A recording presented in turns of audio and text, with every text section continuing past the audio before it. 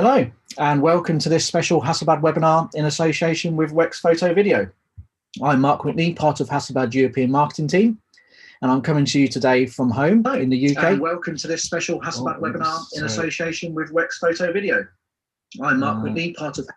Sorry, got to get my feed sorted there. Apologies for that. What was that? Okay, yeah, sorry, I'm coming to you today from home in the UK, although by the magic of virtual backgrounds, I'm actually also in the Hasselblad headquarters in Gothenburg. So assuming most of today's viewers are from the UK, I hope today's webinar is well timed, what with the current national lockdown restrictions. And I hope this gives you something interesting to help fill some free time you may have, and also it's some content to help to inspire you. Today's webinar will be an interview with photographer John Alexander, and a look through his Generations project, which he shot on the Hasselblad X1D camera. We'll be going through the images from the project, with John talking through each image and telling us some stories behind them. We estimate this will be approximately 45 minutes in duration, to hopefully leave us with some time at the end for John to answer any questions. So if you have anything you'd like to ask John, please use YouTube's comments panel down the side, and we'll look to answer as many relevant questions as possible. We're also joined by a member of the Wex team behind the scenes, who will also help to answer any questions in the comments panel as well. So that's the introduction over with. Let's meet John. How are you, John? Yeah, I'm great. Thanks, Mark. Really chuffed to be here today, and I hope this is a bit of a change of scene for everyone who's been kind enough to tune in. Yeah, all good, thanks. Okay, so let's fire up the presentation that we're going to talk through today. So let's meet you as a photographer first, John. So can you tell us a little bit more about yourself, how you became a photographer? Yeah, of course, no problem. So basically, I sort of first picked up a camera probably late 80s into the 90s, and in a kind of sidebar sense, started to shoot on and off from about 91. I then went off to university and carried on shooting during sort of various trips and bits and pieces then. And then joined the Navy in the mid to late 90s.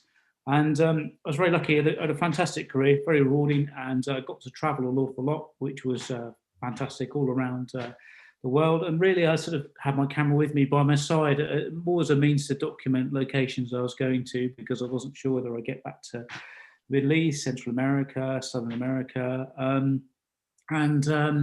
Yeah, as great as a career I had, I looked to kind of close the chapter and carry on with this passion that had grown,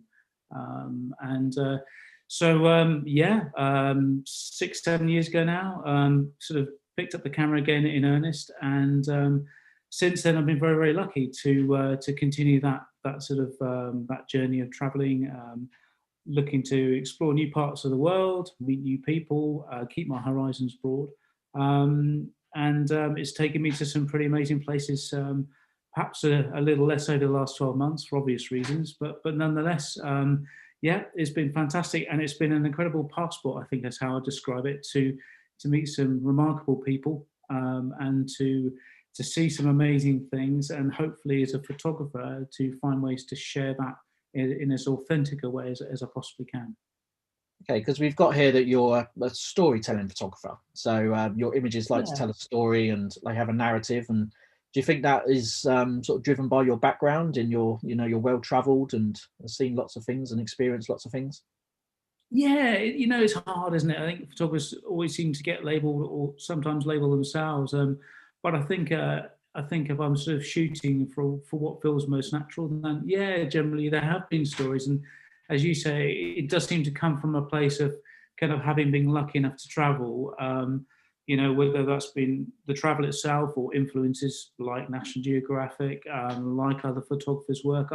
I don't know, but I certainly think for me, it's part of the experience of capturing those images, or telling the story of someone, or telling the story maybe of a location or change that has inspired me the most. And so I guess those stories and those images can be, on one hand, sort of seen in singularity, but quite often actually in short form or short series. And I think it's one of the reasons that led me to look at developing and producing this Creations project, was to kind of tell a story.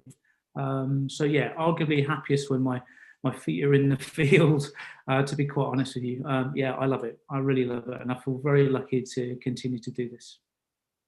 Okay, so today we're going to be looking at your Generations project, which is one project among many that you've shot. And for anyone interested, there's lots of images from this project and other projects on John's website and his Instagram page, and the links are there at the bottom. So please feel free to have a look at that. So obviously, as a Hasselblad related webinar, it would only be right for us to mention the camera that this project was shot on. And we'll mention this briefly. We won't talk too much technical today, and it's more about your work.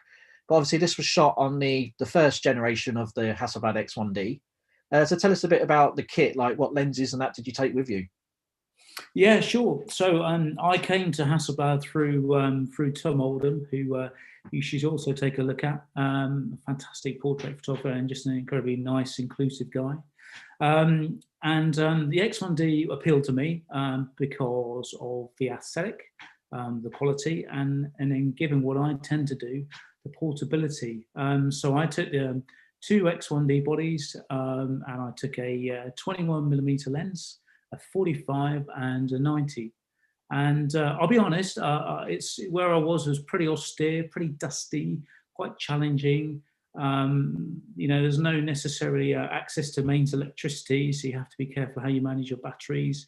But I can truthfully say I had no issues.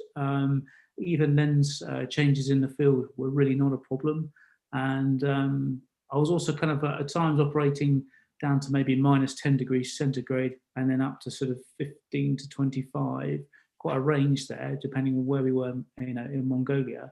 But the camera was simple. And for the way I shoot, I like to get to know people and like to get to kind of understand them as a person before I just dive in with a camera. That's not really my style. And the beauty of this was that it's small, simple, and discreet. And for me, that was really what I needed in the context of whom I was shooting and how I was working and collaborating with these people. Okay, that's great. I think this project is a really good example of where the camera sort of has some strengths. So let's get on to the project. So it was shot out in Mongolia. So tell us a bit about how you traveled and how you got to the area where you then shot the images. Yeah, sure. So, I mean, as I sort of mentioned earlier, some of my career was, or a bit of my earlier career was spent at sea. And since coming into photography, I've kind of come ashore, if you will, and tried to head inland. And Mongolia really appealed.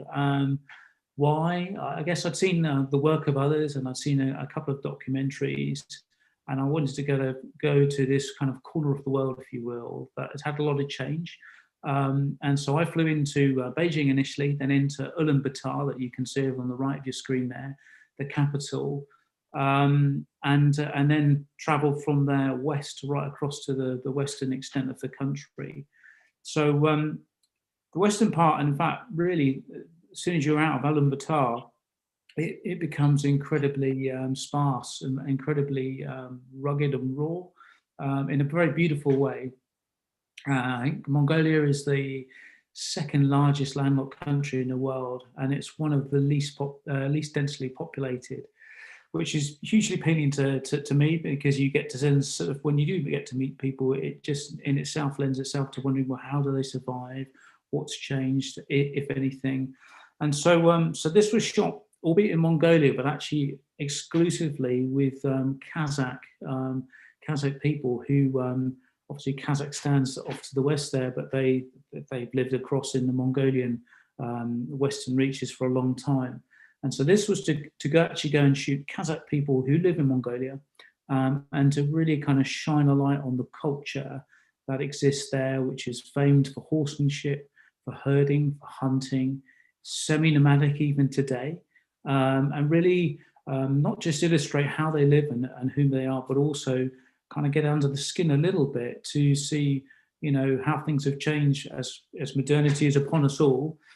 Has it changed? And what is the sort of next generation, if you will, looking like? And are they still, very much localized to that area, or are they spreading? What's changed for them, if anything?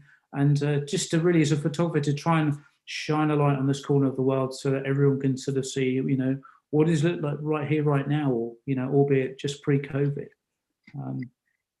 Okay, so let's start off looking at the images. So this is the first image in the project. So tell us a little bit about this one. Yeah, sure. So that was shot in Ulaanbaatar. And what you have is a picture of a picture. And the original picture you see there is of two Mongolian herdsmen way back when Ulaanbaatar was literally a clutch of gers or yurts. And much of the city remains very much lived in gers, which is their version of a yurt. But what you can actually see there as you look at the picture is the two sides in the foreground and then the ridgeline in the background.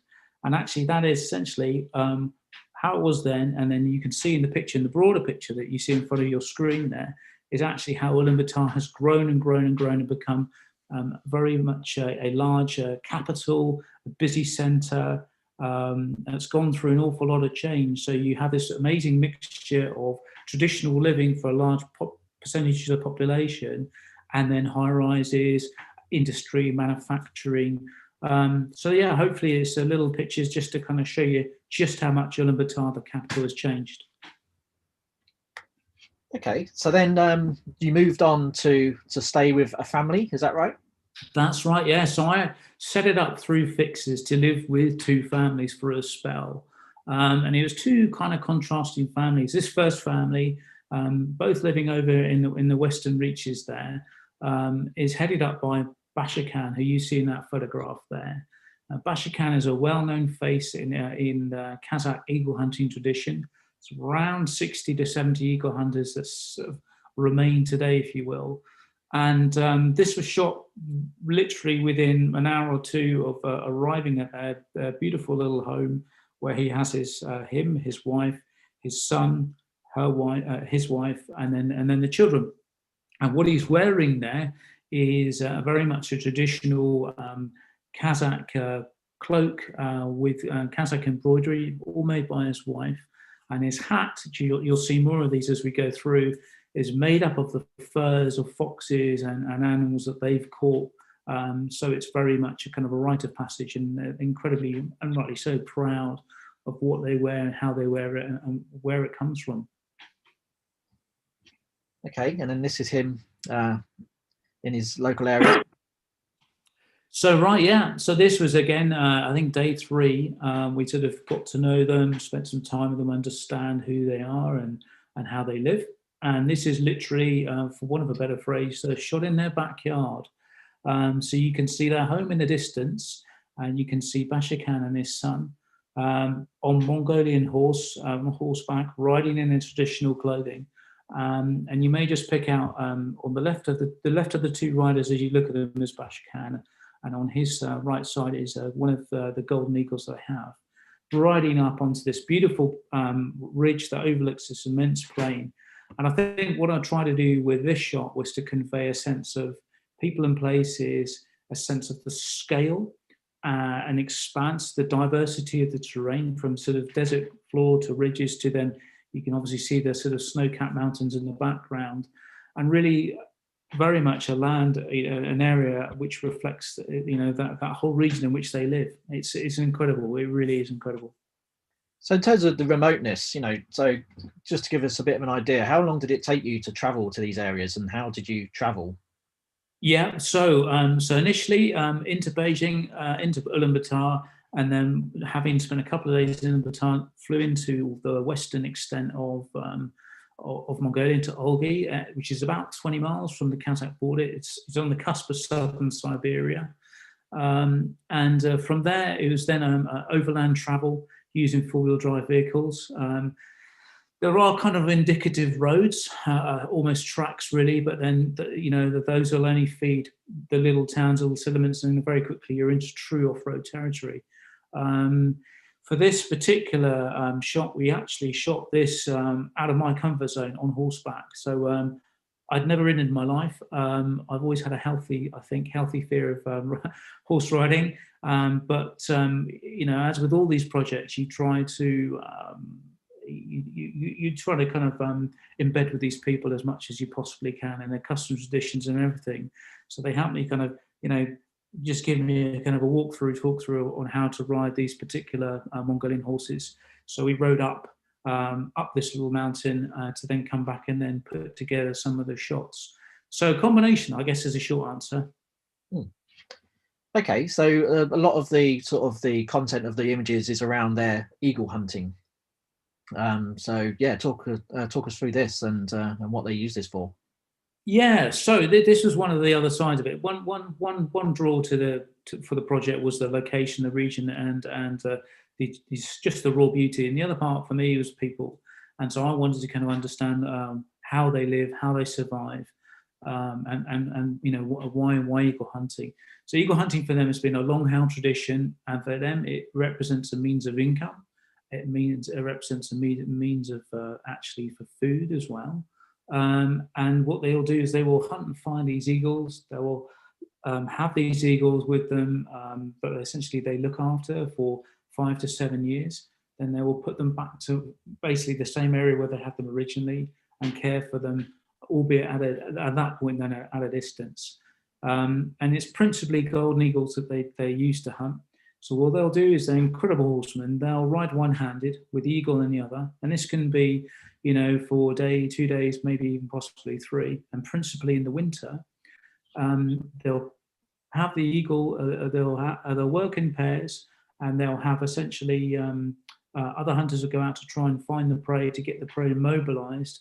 And once the prey is mobilized, they'll then send the eagle out to actually then go and stop the prey, and then they'll close up onto the prey with the eagle, give the eagle some meat, and then essentially take the prey away so they can sell the pelt for a means of income and potentially, that kind of thing. So it's quite amazing to see how they ride, how incredibly adept they are. You know, men and women, young and old. Mongolian horse riding is just something to witness in itself, let alone with the complexities then of hunting. And the relationship that these hunters and huntresses have with the eagles is, again, it's incredibly impressive to see, because they're so close in their thinking, their thought process, and their hunting. And that's something that takes them a long time to develop of this rapport. But once they have it, it's quite incredible to actually see firsthand. As you can see here, this is Basha Khan with his eagle, and what you can't necessarily see is the fact this eagle's coming in to land at 20 miles an hour. And these eagles can fly up to 150 miles an hour with a wingspan over 6 foot, you know, and claws that can go straight through your skin and crush your bone. That's why they wear these large leather gauntlets on their hand. So it's an amazing skill, and these birds are absolutely beautiful. But the relationship between eagle, hunter, and even horse, this relationship overall is incredible to witness. In terms of technical, the technicals for how you capture this shot, you know, the X1D isn't known for its speed. You know, it's not necessarily its strongest point. But so, how did you deal with like the timing to capture these sort of in flight? Yeah, I mean, it's a good question, and yes, you know, it's not necessarily something that is set up for fully kinetic photography, but for this actually seemed to work very well. Just using a high shutter speed, I generally shoot wide open anyway. Didn't really need to bump the ISO, to be honest.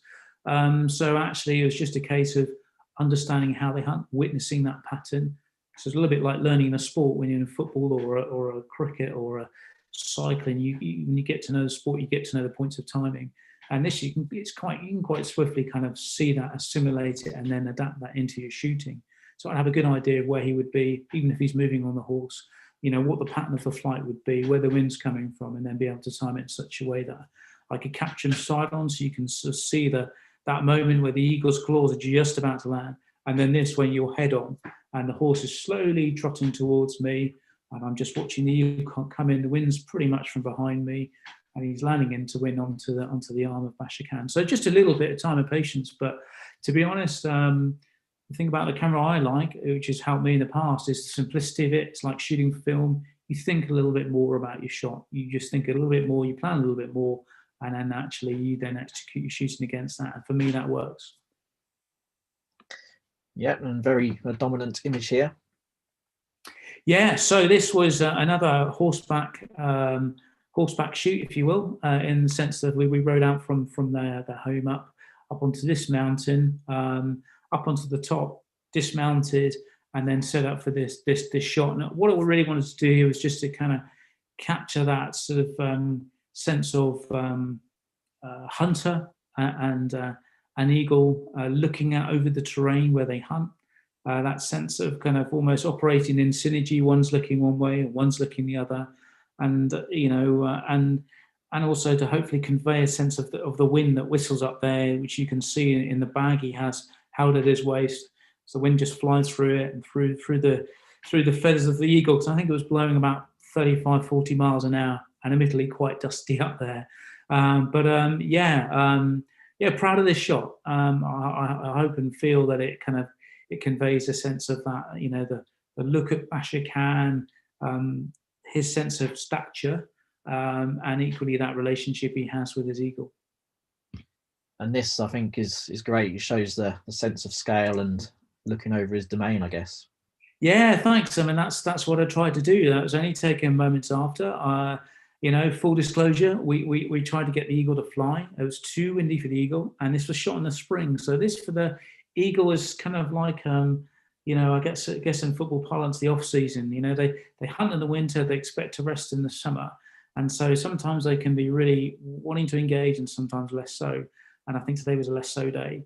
So we settled, and Bashir Khan just instinctively sat down with the eagle, and just there's this moment. He just we don't speak one another's language. We occasionally we talk through a translator, but he just looked across his land, and I just thought, yep, that pretty much explains his affinity, his love of this area, and hopefully gives the viewer a sense of context, really, and scale.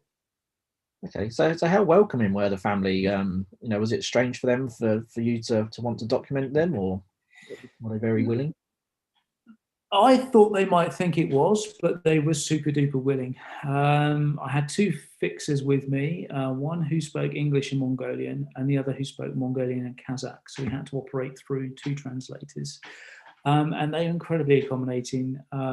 It's fairly traditional, like a lot of Asia, say in the Himalayas and Nepal, that the first thing that's done is you'll sit and give thanks and just have a conversation over a cup of tea. Whether you speak the language is almost irrelevant. It's just about looking into the eyes of one another, feeling a sense of warmth and connection, just getting to know one another because you're in their home.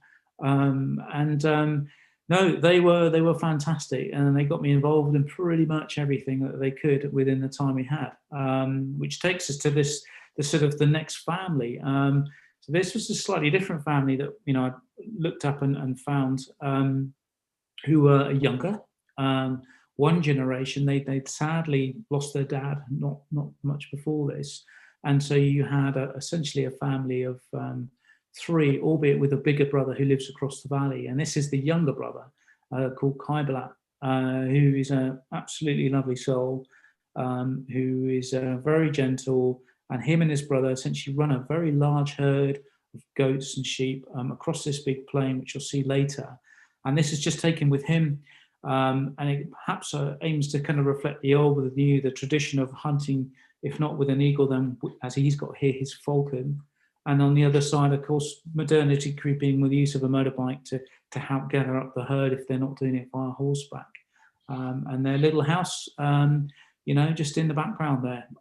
So yeah, the second family, again, incredibly welcoming, lovely people to spend time with. And, I want to say something in the region of 5 to 6 days of the first, and then I think it was 4 to 5 days of the second. But overall, about 3.5 weeks, all up in terms of being out in country. Okay, and we've got a couple of questions coming in. We've got a couple of queries about whether that people could ask questions. So yes, we are live, and please ask your questions, and we can drop them into the conversation. One from Sarah saying stunning photos and beautifully executed. She would like to know a little bit more how you prepare for the project and what knowledge you had prior to arriving in Mongolia, I guess. Great question. Thanks a lot, Sarah.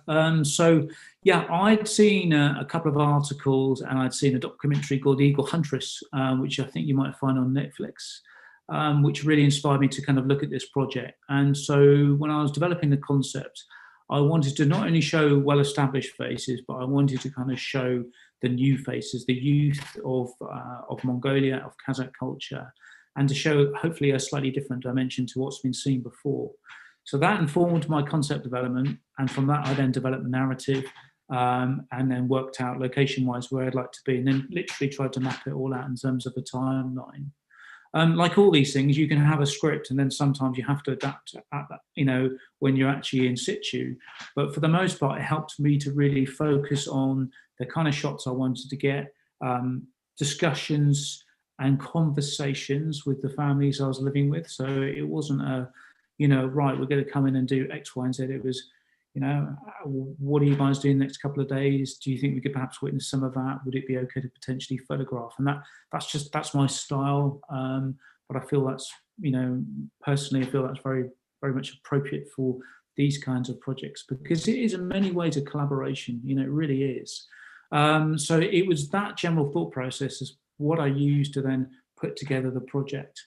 So kind of a couple of points of location, gravity, if you will, one family, another family, a narrative that ran through them, and then brought together at the end at a festival, which you'll see, you'll see towards the end. So I hope that helps your kind of thought process. Okay, then we've just while we look at this image, Rebecca's asking about your lighting. So did you have flash lighting to help complement the natural light? Hi, Rebecca. Yeah, good question again. I shot most of this, as you'll see in my other work, principally in natural light, which just makes things simple. That said, there's a few shots here that I use with a single light setup, because obviously I'm traveling, through China, then into Mongolia, and then internal flights, and then extensive overland travel. We're sort of talking anywhere between 20 and 40 hours of total time on overland. So you only have a limited amount of kit with you, just to travel light and make sure it gets there safely.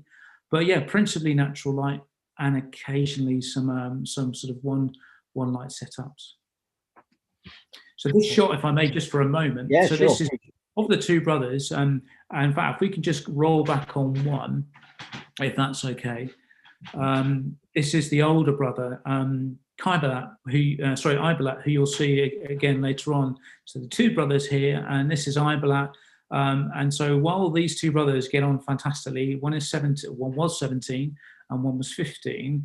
There's always they really do. They work as a very close family unit to fulfill all the functions needed to look after this herd, to put food on the table, and to look after their mum. There's also that healthy kind of rivalry between the two. So while one show me their falcon, before you know it, literally, Ibalat jumps on his pony, pulls out his golden eagle, and decides to do laps. And here you can just about see the dust being kicked up in the background, but he's doing here around about 20 to 25 miles an hour. Meanwhile, his eagle screamed and then landed on his arm. And then the next shot is kind of just a moment or two afterwards, where you kind of see this nice triangulated relationship almost between him, his eagle, who both seem to be smiling in the shot, and of course the horse as well, and it's moments like that as a photographer you just think, oh, this is fantastic, I can't believe it. And from a sort of more detailed perspective in the shot there, you can start to really see the texture and tones and colors of the clothing they wear, notwithstanding the shop bought gloves, but everything else there. And he's very proud Chelsea Football Club supporter, as is a lot of the nation, because that sky blue colour is really popular in Mongolian culture, and it features heavily in their flag because it's called the land of blue skies. But principally, all of that is either handmade or being found or foraged or hunted for. So yeah, moments like that are magical. And when you sort of say, how are these people friendly? These guys, in particular, couldn't do enough for me while I had my time there. I think one thing that's interesting, I know a lot of people bemoan the sort of decline of film, albeit film is, I know, making a big comeback, which is great to see. But actually, just from the perspective of these type of projects and shooting digital, is in the evenings, there is no TV, there is no Wi-Fi, there is necessarily no electricity, or if there is, it's through a generator. I would be sitting looking through my shots, and my style when I work with people is to kind of try and make this a two-way conversation interaction all the way throughout the shoot. And at the end of the day, when I put together shoots, I then kind of almost give them a little, just sit down and show them my laptop and just show them the shots, which these guys don't have laptops, and they don't have TV screens. And it's kind of cool for them because they get to see themselves, and then you can, again, we don't speak one another's language, but you can just tell the kind of the sort of sense of fun when they have a bit of banter with each other about how they look and poses they've pulled and all the rest of it. But it makes an enjoyable experience. And the other side of it, which is kind of cool, I think, is you can then show them other work from other parts of the world, which they may not necessarily get to themselves. So again, it helps them to kind of see, wow, there's mountains or there's lakes or there's underwater or whatever it may be. And I think that was pretty cool. Something I didn't plan for, but just happened out of circumstance with these people around a fire of an evening. Yeah, it's great you should say that, actually, because we had a question from Volker about how do you prepare your models, and do you send them printed pictures? So yeah, you just answered that, I guess, is that you actually showed them on the screen. So yeah, great. Yeah. Try to do it there and then as much as possible, and then if I can, is to send them the printed outputs. But I say I feel very much responsible to do them as much credibility and justice as possible. And in that process, if I can there and then show them, at the end of the day, when I've done like a mini edit, if you will, just some highlights, and also to show them, that people they will know, so they know Bashakan, but Bashakan is a day's travel away. So it's just that kind of like showing as much as I possibly can to just keep, give them some sort of insight and interest, and not just regionally, but hopefully on a more of an international basis, really. So yeah, it's good fun. But I assume they liked what they saw. They liked the images. Yeah, they loved it. Yeah, absolutely loved it. Lots of laughing and giggling. And in fact, one night I sat there going through probably a sort of 3-hour edit, just quietly in the corner of their room inside this house that you see there. And he'd sit there with his arm around me, bless him, just looking at these images, eyes wide open, and you're just like, wow, this is cool, because and I say, well, do you want to see some mountains? And I'd show him some mountains, or show him some lakes, or show him stuff that's on his doorstep, but maybe over the hill, or other people he knows but he hasn't seen for a while, or as I say, other areas. And it's a lot of fun. Yeah, a lot of fun. This sort of image here is aimed to really epitomise kind of, a very modest but typical Kazakh building. So you can see it's pretty basic materials, single pane glass. You can see the gaps around the window, and that window sees minus 35 degrees centigrade in the winter, and then plus 35 to 40 in the summer. So hopefully that just gives the viewer a sense of kind of the simplicity and also a sense of the kind of the ruggedness of the people that live in these areas, because they put up with this oscillation, and they seem to be very happy and genuinely thriving in it.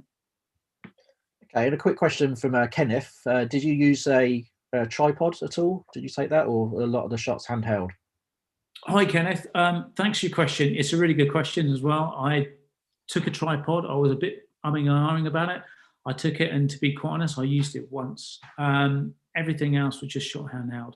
I just found it easier, simpler, and just more agile to move with. But I did, I think I did one shot with a tripod. Okay, great, thank you. So this is the image we've been using to help promote today's webinar. Tell us a bit more about this. Sure. So this is kind of Iberlat. This was a conversation we had about when we could potentially, take a picture and put together a portrait. So we waited for the weather for this, and what you see in the background is kind of the land of which they run their herd. So the herd had been gathered for the night, but you can see in the far distance there are 3 little girls, kind of centre of picture down and to the right, and that's effectively their summer home, if you will. What I wanted to try and do is just to kind of evoke a sense of pride that these people have in themselves and whom they are, in the traditions that they hold. And it's sort of perhaps easy to forget, but Iberlat's only 17, and yeah, he looks every inch the man, arguably, So that's what I try to kind of convey here. And this is pretty much the only shot in the whole series that was shot with one light. Everything else was shot in natural light, to give you an idea. As a slight sidebar, but a small anecdote. So what you don't see is behind me are 2 interpreters, one who speaks, who can translate English to Mongolian, so that's him. and then another who doesn't speak any or very little Mongolian, but he speaks Kazakh. And so between me, one guy, the next guy, and then Idolat, you sit there, we managed to kind of just put together a shoot and just gently ask him to just, pose a little bit and just to stand in a certain position and just to get him balanced against the light.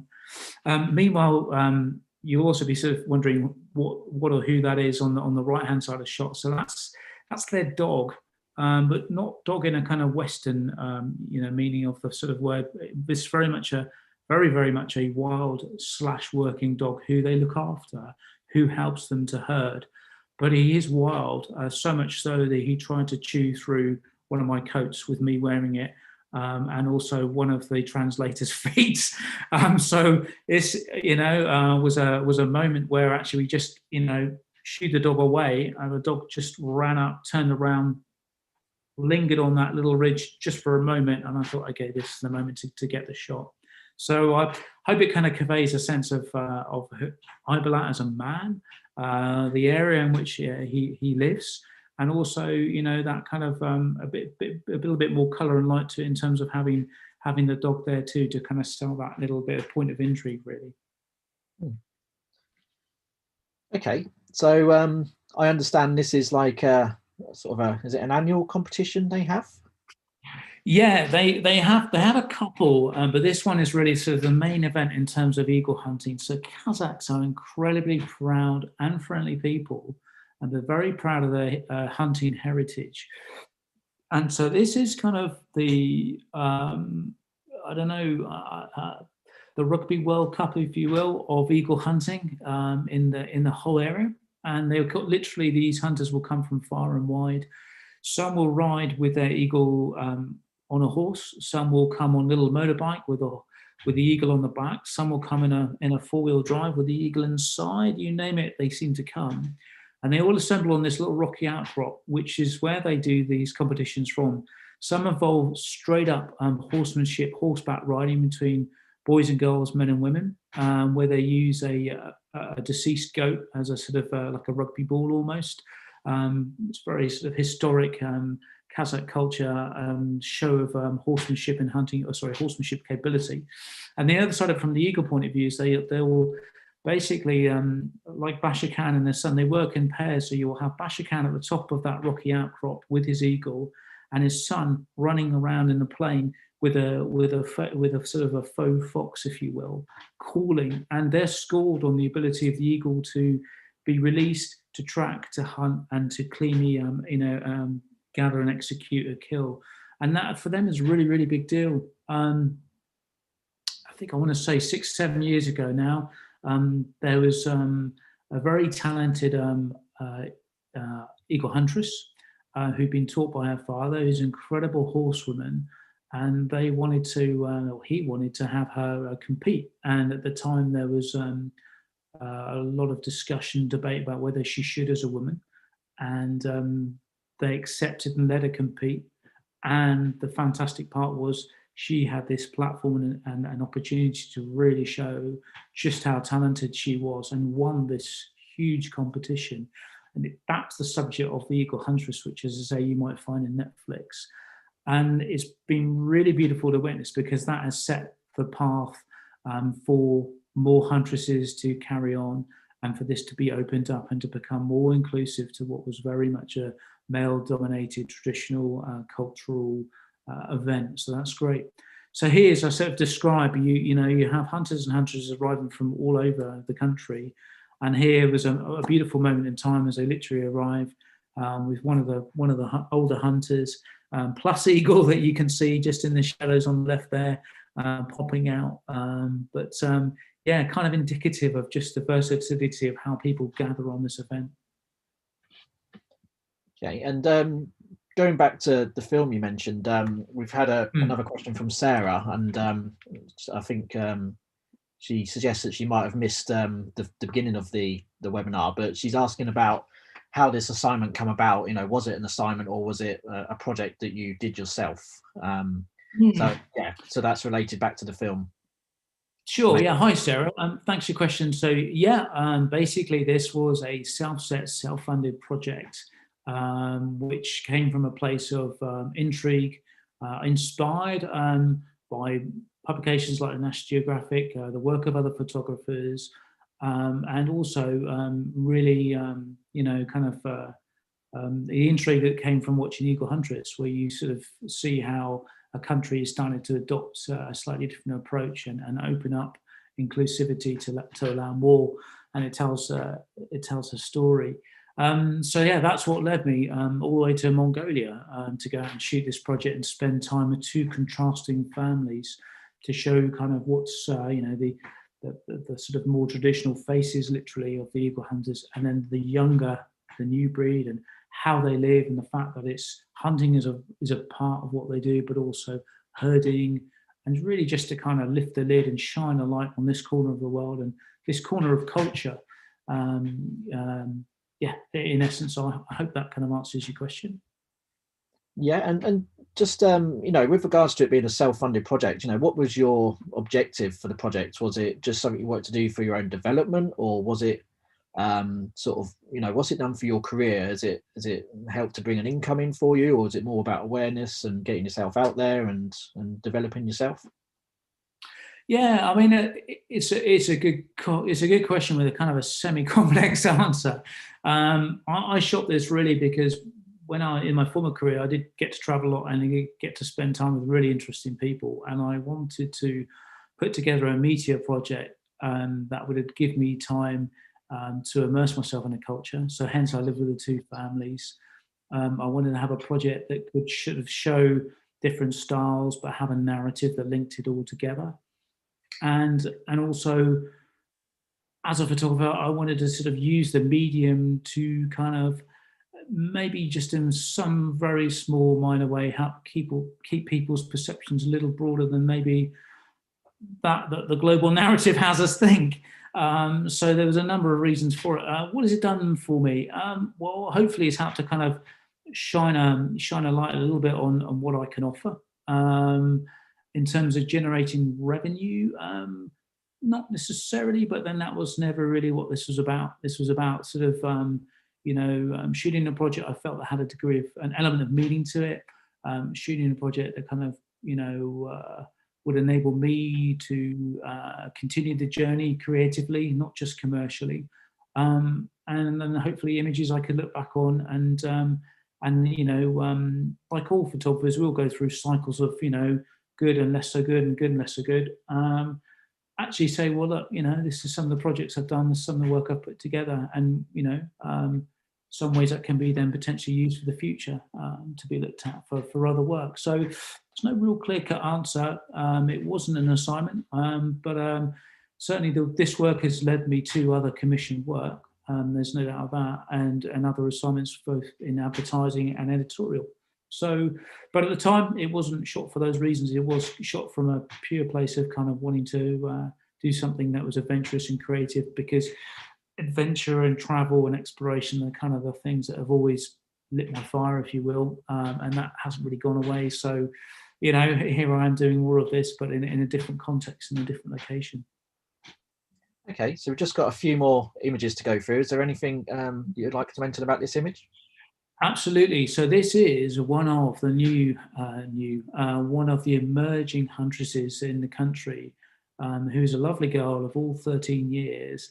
And that clothing you see her wear, that coat, she's incredibly proud of, because those are all the fox pelts of all the foxes that she is personally hunted for. So in terms of balancing the kind of the debate between the established culture of male hunters and emerging female hunters, in many ways it's a fairly clear sign of actually her capability as a woman, as a huntress, what she can offer. And that's really what I kind of tried to sort of show with this shot here.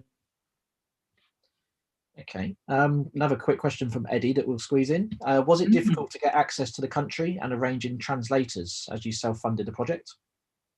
Yeah, getting access wasn't too much of a drama. I mean, it's really just a visa, a visa application. Getting access to fixers was more of a challenge, but I just sort of did my homework in terms of Googling, Mongolian operators who can help, and then getting in touch and having conversations and seeing what would be good, what works for them, how do they employ Mongolian people. So trying to do this, in a responsible way as well. So the company, one of the companies I looked at and work with does an awful lot for the Mongolian economy. And it was those kind of companies that appealed and helped me kind of work out how to go about this. Obviously, notwithstanding COVID right now, what I would say for Mongolia, that tourism is a huge deal.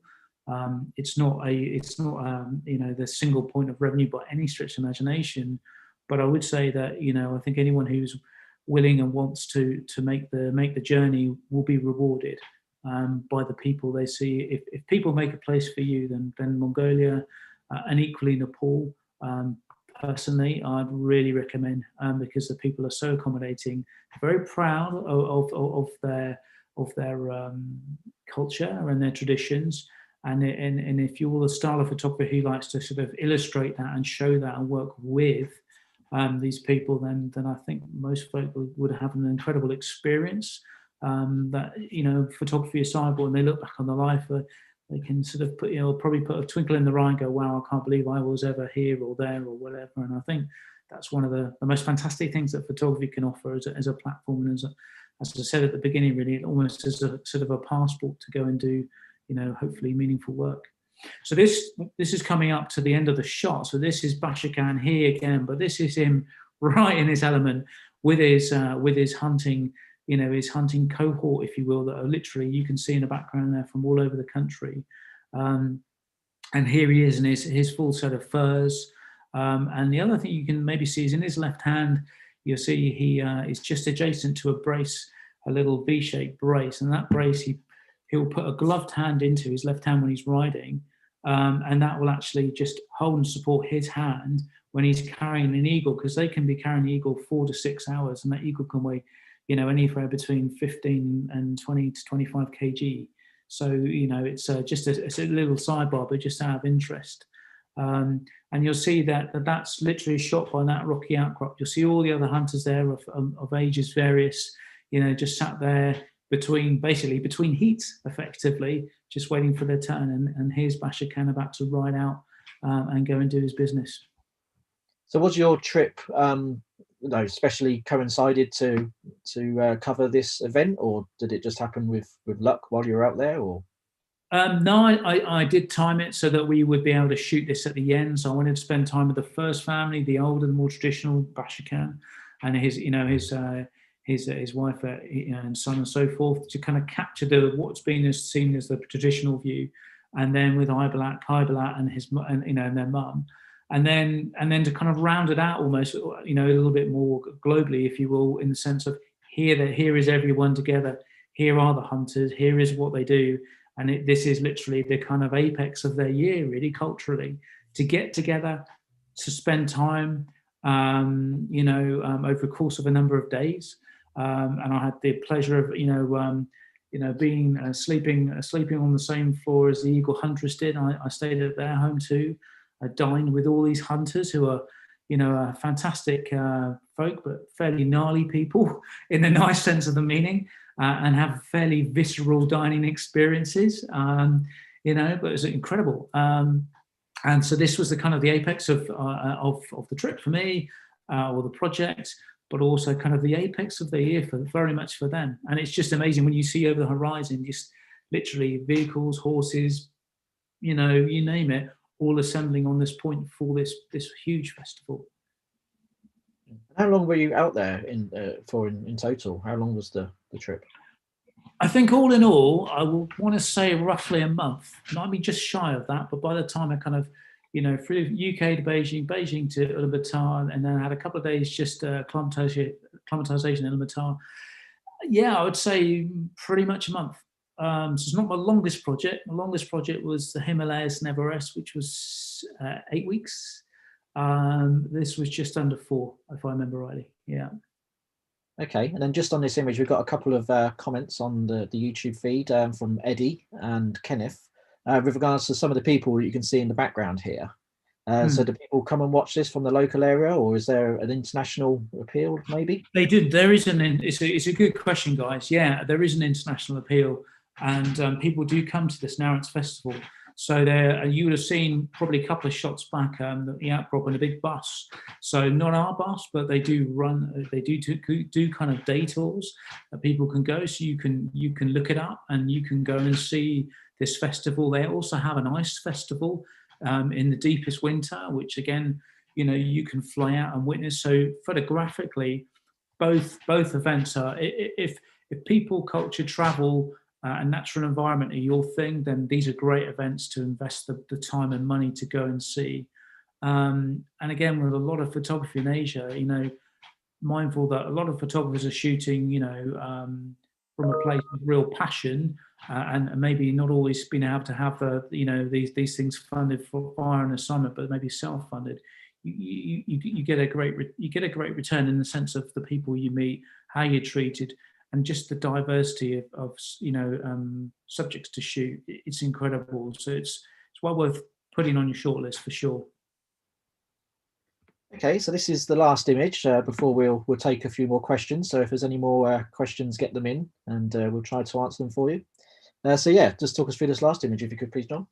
Yeah, of course. So this is kind of fairly indicative of Western Mongolia, in the sense of a lunar style landscape that you can see. There's no telegraph wires, there's no pylons, there's just one man and his herd on horseback going about his daily business. And that's I hope a scene that's fairly typifies this region. And if you were there in a whether you're on a horseback yourself or in a vehicle or whatever, you would expect to see, but you'll also see there's nothing else. And that's one of the things I think is so special about Mongolia, is the fact it's just the sense of emptiness, the sense of just sheer raw beauty, and also the kind of the colors and textures. So you have that moonscape there, but you'll see previous shot rocky outcrops. I've got other work which shows frozen lakes. I've got frosted mountains where we ran up and shot at sort of 2,500, 3,000, 4,000 meters. It's a country which offers an awful lot, and this is just a very small pocket of that country. I mean, we haven't referred to the Gobi Desert. We haven't referred to the border with Siberia, albeit this isn't too far away from that. So it's a country that has an awful lot to offer. But yeah, this was just shot, and just to hopefully show you a very honest moment in time from somebody in Mongolia going about their daily business. Okay, that's fantastic, John. So that's the end of our images. And I saw a couple of people asking for a reminder of your website. So this is where you can find more of John's work and more info on him. So please have a look. There's one question that I can ask you, if that's okay. A couple of people asking, why the X1D and not another camera or different format. So what did the sort of the medium format quality, size, functions of the X1D, what did that add to the project? I think the thing about the X1D that drew me to it was the simplicity. I think a lot of people will sort of talk about medium format quality, which there's nothing I can really add to that conversation. It speaks for itself. But actually with simplicity of the system, it's just super simple to use in terms of menus. And, there are amazing other systems out there, there's no doubt. But I just felt for a system that I wanted that it would be discreet, simple to use. I could switch it on, jump off a horse and shoot a picture like that of Bashakan while being blown, well, certainly gently buffeted by the wind. Kind of said to me that it's a great system to use.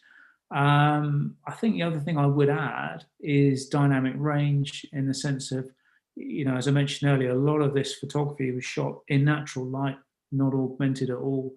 And the fact that, it has got such large dynamic range when you're shooting indoors, subtly, hopefully discreetly, and just documenting people's lives, in their front room, in their home.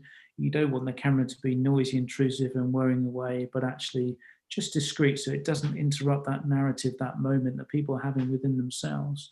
And again, I found the camera was incredible for that. And yet in post, I wouldn't really need to do much in terms of lifting shadows, because I didn't want to necessarily shoot that with a single light or a 2-light setup. I just want it to be as natural as possible. So again, from that point of view, That said, with the image quality side of it, again, for some imagery, it does allow me to crop it a long way. So if I want to do that, if I'm, if I feel there's aspects of a frame I've got at the moment, I didn't have so much time to frame it up because it's a moment that's happening there and then, and it's maybe bland or not bland, then actually I can crop. And I found with the format, it's given me an awful lot of room to maneuver in post.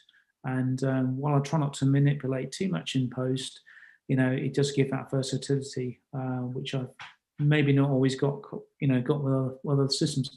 I think the only other last point I'd add would be is color. Yes, my images do hold a certain aesthetic to them to a degree, but principally I have to do very little with color, which I have struggled with other systems. And I think for me personally, I've found that the X1D, and the Hasselblad color system itself has been really helpful just to keep things authentic and real as far as possible. So I hope that helps. Yeah, that's great. Yeah, thank you very much. Another question from Lewis. Have you got a book available with these images? Hi, Lewis. That's a cracking question. And I think you probably can sense the answer already. I don't. But if you head to my website, you will see I do offer some fine art prints. And equally, if anyone is so interested, I'd be happy to talk to you on a one-to-one basis to potentially curate some images that we could put together. I have thought about putting this together as an exhibition, but just trying to find time, venue, and really whether there's the pool and interest. So if any of you folks would be really interested, please don't hesitate to get in touch with me directly or even via Mark maybe. But that would be interesting because I would like to roll this out and have an opportunity to sort of tell people a little bit more about the stories, the people, some of the anecdotes behind it, and just to inspire others to kind of just, COVID aside and the current narrative, just push that all to one side and thinking purely creatively. If this is the kind of photography that really makes you spring out of bed, encourage you, inspire you to go and do it and challenge perceptions and challenge what's been said and just go do these things because, this for me was one of my most memorable projects and I feel very lucky to have shot it. Okay, well, Wex have just offered to do an exhibition with you, John, so that's maybe the next project to move on to. That's epic. Thank you very much. Well, there we go. Okay, we need to talk. Okay, question from Dale. It's a big well, John. What's next? You've got some very inspiring work. Thank you, Dale. Yeah, it's a really good question. I'm torn at the moment between two directions. So I have a background and relationship with the sea, starting as diving as a kid, then becoming a professional diver in the Navy for more or less 20 years. And so there is a sort of a unimaginative path that would take me back there. And so there's an element of wanting to get back in the water. And so I've got two projects that are at concept level at the moment. And I'd like to find a way to maybe bring Hasselblad on that journey underwater too. And the other side is kind of more less sea-based and more inland. So I had the great fortune and huge privilege to shoot a team climbing Everest and Lhotse in 2017. I am no climber, but I absolutely love the mountains, and I'd love an opportunity to go back and shoot that type of project, maybe in a different location, more the human story and more about the people who climb, why they climb, and actually to capture the diversity of reasons why they do these things. They're not all Wall Street bankers that have decided to climb one day. I climbed with a guy who's sadly no longer with us, but he had terminal cancer. He had 6 months left to live. He wasn't a climber, but he chose to climb to inspire others to get busy living, even if you've been given a fairly short time left to live. And there's stories like those and people like those that I had a tremendous privilege to meet and photograph that I'd like to do more of. So there's a couple of things in my mind at the moment about that too that I'd like to do in the future. Okay, so we'll take one last question before we sign off. So question from Clive. He's asking if you were tempted to use the 907X, or do you consider the X1D2 a better camera for travel? Now, I think this project was before the 907X was available. It's a good question, Clive, though, but I can give you a fairly short answer, which is not my style, as you probably gathered. But for me, X1D would do it, and it would probably be as simple as just viewfinder and working in varying light and quite kinetic conditions. So most of my, well, not most, but some of my work has been in high alpine, so kind of 6,000 meters up. So what's that, 20,000 feet, and with very high light. So I'd want something I could literally just look through. I'm almost doing it now, and shoot and know I can get the shot quickly when I don't necessarily want to be at that altitude for too long, or it's quite a risky environment. Or equally in this kind of environment, again, I would just want something that I could shoot with quite quickly.